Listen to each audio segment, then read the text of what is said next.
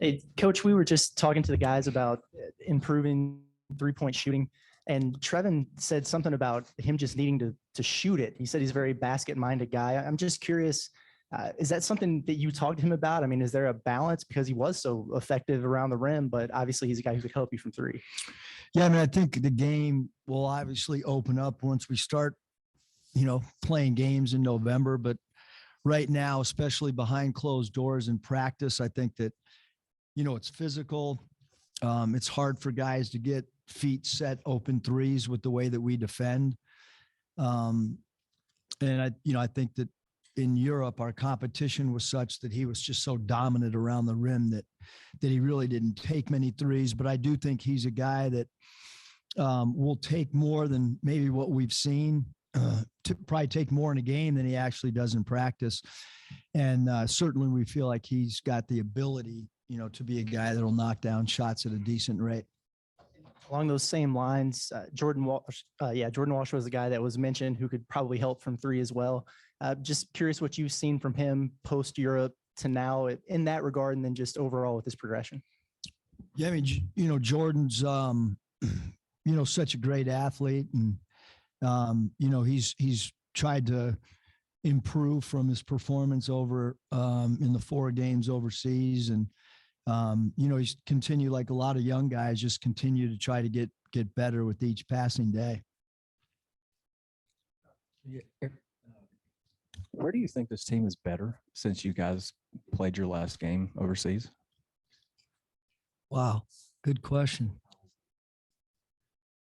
I think we've improved kind of understanding second and third options on our offensive sets. But we're still, we'll go over there today and we'll get into our defensive stuff, and some of the things that we talked about on day one, we're still talking about today. Hand in the eyeball, no middle. I think that comes with having a really young team. I was just on the phone with Avery Johnson earlier today, and, he kind of asked about our guys and was asking about the age of them. And, wow, I haven't seen a team that you've ever coached this young. So with 6 freshmen, even TB, I mean, you're talking about a player's, just in his sophomore year. So we have a young team. We have a lot of new guys. We find ourselves repeating ourselves a lot in practice. We're not moving ahead maybe at the rate that I want to because of having to repeat things. So we got to move those we got to move the chains every week a little bit further. We can't keep staying where we are. And with that, when something gets taught, we got to take it from the chalkboard to the practice, to drills, to live action. It can't just go from the chalkboard to drills, and then when we go live, we fall back into other habits. We gotta grow, and right now, we need to see quicker growth now that we're into this 20-hour segment, than maybe what we've seen in a shortened 4-hour segment that we've been in per week. Must it seem like your team got better defensively as the tour progressed, especially at the end, final game? What have you seen in terms of, carryover when you guys got back, and have you been able to build on that where there's more confidence in defense? Yeah, I think our defense for sure is probably ahead of our offense. It probably was overseas, Kevin. It probably still is today, but we still, like I said, got to have a little bit more patience with this group, maybe than some other groups. I mean, it's, when you have, Jalen Tate out there, or you have Jimmy Witt, or, those guys, they were basically 5th-year guys. And so you tell them once or twice and it gets implemented. Even, Justin Smith, with younger players and with a younger group and with a newer group, we're repeating ourselves a lot. more so than any team that I've ever coached. And so, like I said, with that comes a little bit of patience, and hopefully there'll be growth from, October to September to, I mean, we got to get a lot better than where we are. As a follow-up to that, you guys, you've always had a philosophy of not doing a lot of live 5-on-5 full contact. Does that change at all? Is that the philosophy no matter what, or does it change if you have this many newcomers and some of the hurdles you talked about? Yeah, I think what happens is you drill, then you go live, and if they lose that, whatever you want to say, execution, falling back into some habits that maybe we haven't taught, then you got to go back to the drills. And so I think it's up to the team how quickly you can get into live. And then is that live segment just an up and back? Is that live segment a segment where, you can go 3 or 4 trips up and down the floor? That'll depend on our execution and how much we're following scheme on both sides of the ball. And then, quite frankly, it depends on health. We probably not have had up to this point as full of roster as we have in the past. So durability, even little things like, we've had more common cold, common, sniffles and little thing. We've had more of that this year than I've ever had. And the weather hasn't changed. So I don't know how you get a cold when it's, 70 degrees and most perfect weather in the world, but we've had that. So you got to be available too in order to move on with your team. You got to have available pieces in a full roster to be able to do that. But of that too, it sucks. Really? Have you been getting enough sleep, Scotty? Not really. I mean, nutrition, sleep pattern. It all matters. I mean, it all matters. You cannot blame it on the weather. I mean, cannot have that. If I could, I'd like to take you. You back taking to- enough vitamin C? I don't take any vitamins. That's a I problem. think I have a Coke for breakfast every morning. If I could take you back to like maybe your recruiting of AB, do you remember like what your first impression was of him? And now that you've got him here, like what's it like to be around him and coach him on a daily basis? I mean, he's an awesome young man. I think everybody in the program, the way that he respects everyone, the way that he treats everyone, he's got a great demeanor about himself. You can often sit back and watch how a player treats a graduate assistant coach, a trainer, a strength coach, an equipment manager, an assistant equipment manager, an assistant trainer. He's just got a great disposition about himself. I think, that we as a coaching staff, probably need to be even harder on him. I think sometimes he's so likable that he can get, it's a little more problematic to get on him when he might need us to, based on he's just an easy guy to want to be around. But the whole recruiting process with him and his mom and Coach Peavy and his brother, I mean, it was about as easy recruiting. And when I say easy, not that it wasn't extremely competitive with other programs, but easy in the fact that it's really fun and easy to recruit someone that you enjoy being around, their inner circle and their family. And certainly we felt that way from the beginning, dealing with Anthony and his family. Earlier, and he likened Kamani to Dennis Rodman in terms of the way he plays and rebounds. Just what do you think of that comparison? Is that something you see? Wow. Dennis Rodman was pretty good and pretty consistent. Who did that? TB compared him? Okay. It's a great compliment. I mean, I think that when you look at Kamani's numbers overseas and you look at his rebounding, in practice, he's a incredible offensive rebounder. And I think the next progression for Kamani is to defensive rebound at the same rate he rebounds offensively, because he's got an incredible innate ability to go chase down offensive boards. And his offensive rebound rate is at an incredible high rate. Defensive rebounding is an area, like I said, that he can strive to become better as a defensive rebounder, become a well-rounded rebounder at both ends. But his free throws attempt per touch and his offensive rebound rate is at a really, really high level. Learn a lot of patience, working with these younger players. Just how does your staff help with that, and how do they do with some of these young guys? I mean, staff's great.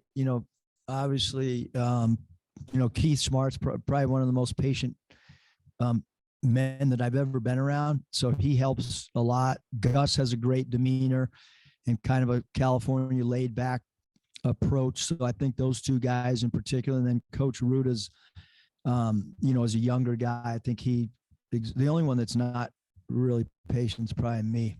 Yeah, that's what I was going to ask. You have many virtues. I don't know if patience is one of them. It's not one.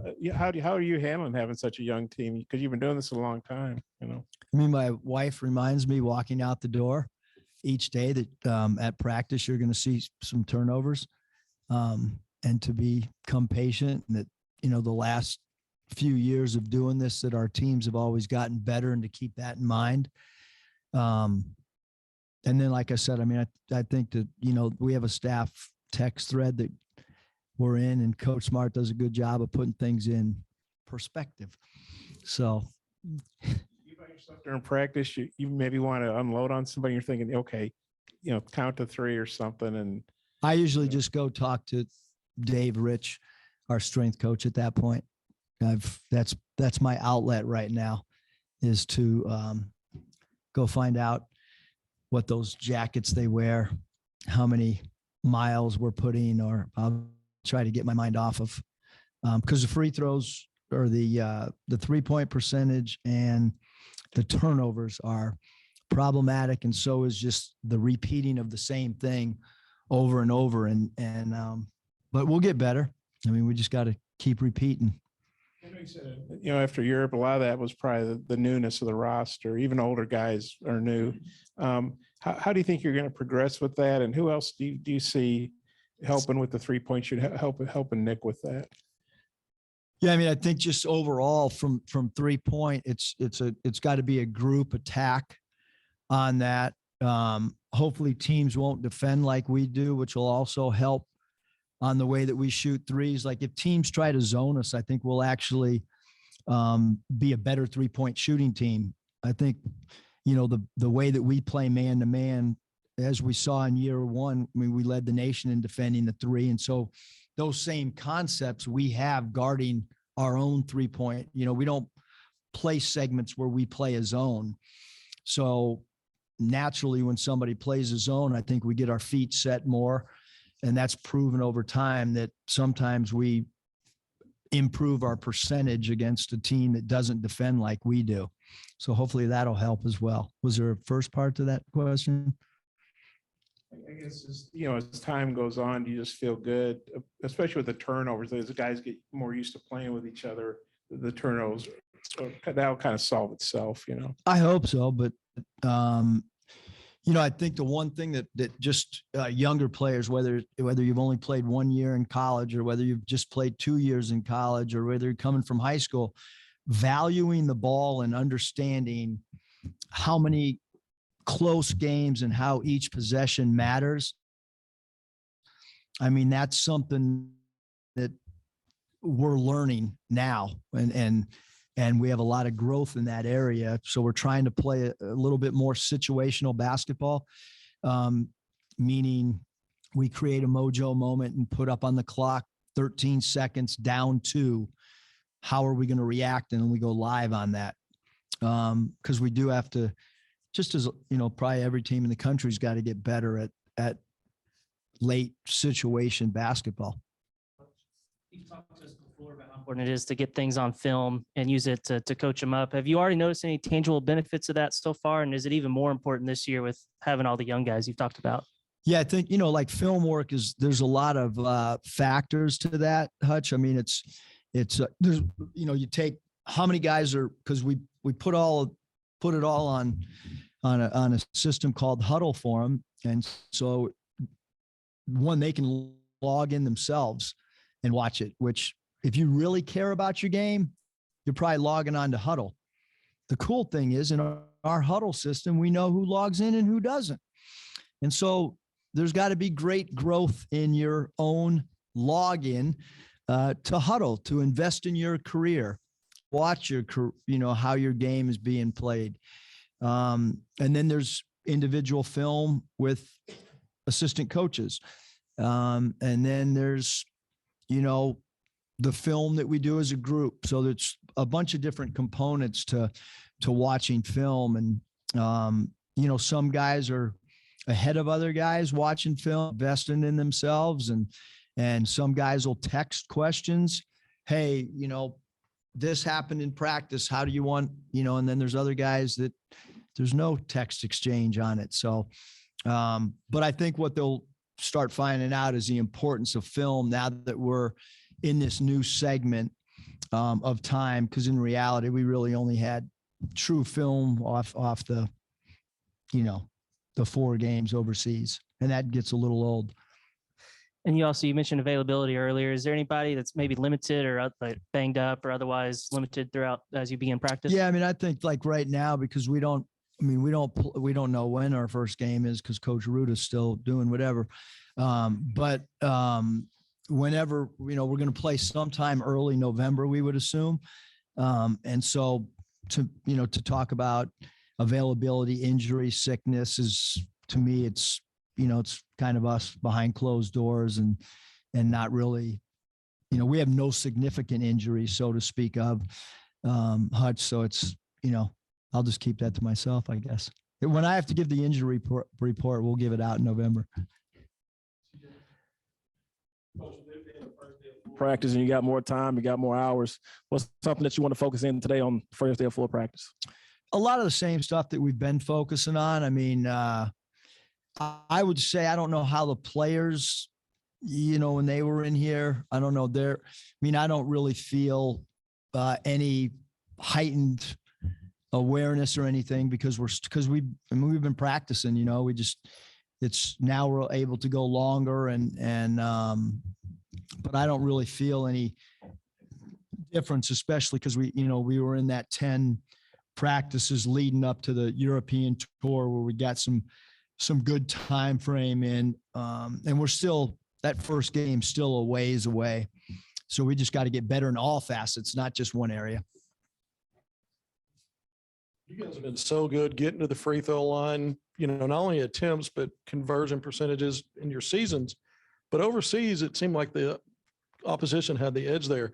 Whereas you guys still attack the basket at a high percentage. What was that? Was it officiating? Is there something you guys are working on now? Looking back on that, it's a big part of your offensive production. I mean, I don't think Commissioner Sankey can find me for talking about the officials overseas, but we're gonna have the game is officiated overall different. I mean, if you've from coaching Venezuela or Dominican national team, the whistle's just different. They don't protect dribble drop attacks of the rim like they do in college basketball. So I think innately, but we got to get better at, last year we were a great cutting team. We had 2 or 3 guys, great cutters when they didn't have the ball in their hands. We had great dribble drive attack guys. So I think there's a whole bunch of things. I do think we'll be much better than we have been in the past, throwing the ball in the post and getting fouled. And now we just got to add the spacing to allow maybe a little bit more dribble drive attacks. I think when we played big, one of the areas to get better at is our big men in the dunker spots got to relocate out of dribble drive angles. And so that's been something that we've added maybe from the past. And if you get an offensive rebound, something the Spurs did really well with Ginobili is have a designated cutter off an offensive rebound. So that's something maybe that we're going to add that element that we haven't done in the past. So, but we'll get better at drawing fouls, I hope. I want to follow up real quick on something on offense. You probably have your best spoil of riches in terms of guys that can be primary handlers and set others up and maybe score. It seems that way. Have you kind of sorted out how you're going to figure that out minutes wise and who's on the ball? And I don't think so. I mean, if you look back at like rotations and stuff, Kevin, I think if you go, where was Trey Wade as far as his rotation, the responsibilities, where was he in November? And then where was he against Gonzaga? All right, you're guarding Chet. You got to make a three in the corner when they don't want to guard you. And Timmy's standing in the lane and you're 35 feet wide open. You got to make that shot. And we are going to run a play for you because we know Timmy wants to stand in the lane and not come out and guard you. So the importance of maybe where Trey Wade was against, Speedy Claxton's team in Little Rock, and then where he was in San Francisco against Gonzaga altered drastically. Even the year before, you look at maybe where Devo's role was and Jay Will's role, their first 15 games as freshmen. Kind of bit minutes, but then they end up starting in the NCAA tournament, and Devo ends up hitting a humongous shot for us to advance. And their roles weren't like that. So I think that like where we are today, where we'll be in November, and I think it's our job as coaches to keep an open mind with guys that keep getting better and guys that have a feel for, hey, I got to get better in this aspect. And then they just keep getting better in November and December. So I don't ever want to be a coach that has something set rotation wise. I want the player's performance to dictate minutes and roles. We're overseas several times. You just spoke about how proud you were of Barry and just the way he was handling himself, not just on the floor, but I guess away from the floor too. Has he been that same guy since you guys got back, and you anticipate that maybe kind of continuing when practice starts? Absolutely. Before I left for Dallas, and I was lucky enough to be able to get over there in a quick manner, Barry was shooting. Sunday, I walked in to print my articles on MLB managers and leadership and trying to learn. And when I went to go print, I heard a ball bounce. It was Barry. So as much as we all want to support all of our athletic programs when they're playing, Barry's in here working. And I only use this example because he's not going home. He's not hanging out. He's in the gym. And he's grown as much as anybody in this program, where that leads role-wise or whatever. But from a culture standpoint, he's at the top of the list right now for coming in the morning. He doesn't come in at 10 in the morning. He's in here at 7. And so his will to do the right thing, his will and his focus to get better, probably can't have any more focus and desire, and then following through with thoughts on how to get better. He's been awesome. Yep. Thanks, you guys.